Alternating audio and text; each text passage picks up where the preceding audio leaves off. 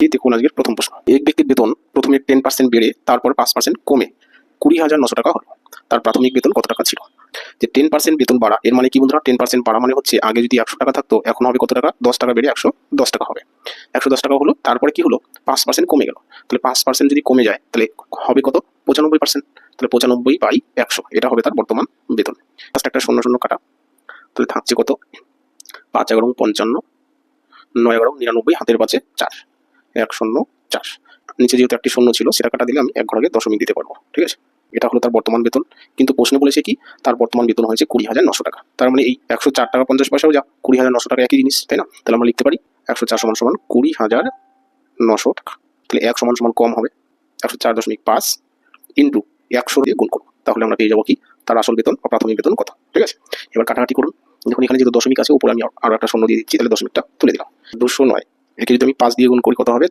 10 45 হবে, তাই না? 5 নং 45, 5 দুগুণে 10, 5 অক্ষে 5, 5 দুগুণে 10, একটি শূন্য, বাস অঙ্ক শেষ। এবার জাস্ট কি আছে দেখুন, এখানে 1 দিয়ে 3টি শূন্য, এখানে 20 একটি শূন্য, তাহলে 20 অক্ষে 20, টোটাল শূন্য হবে 4টি, তাই না? এখানে 3টে, এখানে একটি, 4টি, 2 4টি শূন্য। অপশন নাম্বার এ কিন্তু উত্তর হয়ে যাচ্ছে। ঠিক আছে, এটা হচ্ছে বন্ধুরা 2 নম্বর প্রশ্ন। তো এই প্রশ্নটা বলেছে দেখুন, কোন পরীক্ষায় রাম 30% নম্বর পেয়ে 15 নম্বরের জন্য ফেল করলো, মোহন 40% নম্বর পেয়ে 5 নম্বরের থেকে 35 নম্বর বেশি পেল।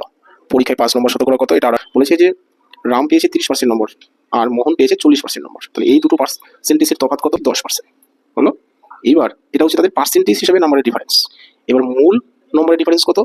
যে রাম পেয়েছে 15 নম্বর কম আর মোহন পেয়েছে 35 নম্বর বেশি। তাহলে এই 35 আর 15 যোগ করে যেটা পাবো সেটা কিন্তু তাদের মূল নম্বরের পার্থক্য। তাহলে 35 আর 15 মিলে কত হচ্ছে? 50।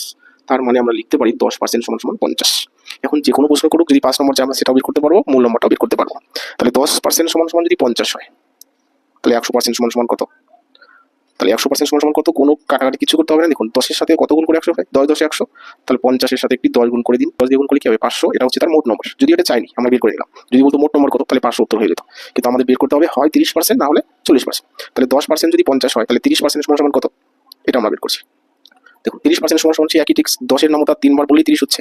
তাহলে 3 10 30, সেই 3 50-এর সাথে গুণ করুন, 3 50-এ কত? 150। এটা হচ্ছে কি রামের প্রাপ্ত নম্বর বলেই দিয়েছে। এবার 15 নম্বরের জন্য কি ফেল করেছে, অর্থাৎ আরো 15 তার পেতে হতো, তাহলে সেটা 5 নম্বর হয়ে যেত। অর্থাৎ 5 নম্বর হচ্ছে কত? 150 প্লাস এই 15, 150 আর 15 মিলে কত হচ্ছে? 165। এটা কিন্তু তার কার 5 নম্বর? রামের 5 নম্বর। এই 5 নম্বরটাকে আমরা কি করবো? শতকরা বানাবো, তাহলে কিন্তু উত্তর। তাহলে এই 165 মোট কত নম্বরের মধ্যে পেলো? 500 নম্বরের মধ্যে, যার জন্য এটা বের করে রেখেছি। মোট নম্বর 500 ছিল, তার মধ্যে পেয়েছে 165। তাহলে মোট নম্বর যদি 100 হতো তার মধ্যে কত পেতো, তাই না? এটা আমরা এভাবে শতকরা বের করি। এবার জাস্ট কাটাকাটি করুন, দুটি শূন্য কাটা, 5 অক্ষে 5, 5 33-এ 165, বাস হয়ে গেল অঙ্ক। 33%, অপশন নাম্বার এ। যদি ক্লাসটি ভালো লেগে থাকে লাইক কমেন্ট শেয়ার করবেন, আর নতুন যারা আমার চ্যানেলে এসেছেন তারা অবশ্যই সাবস্ক্রাইব করবেন।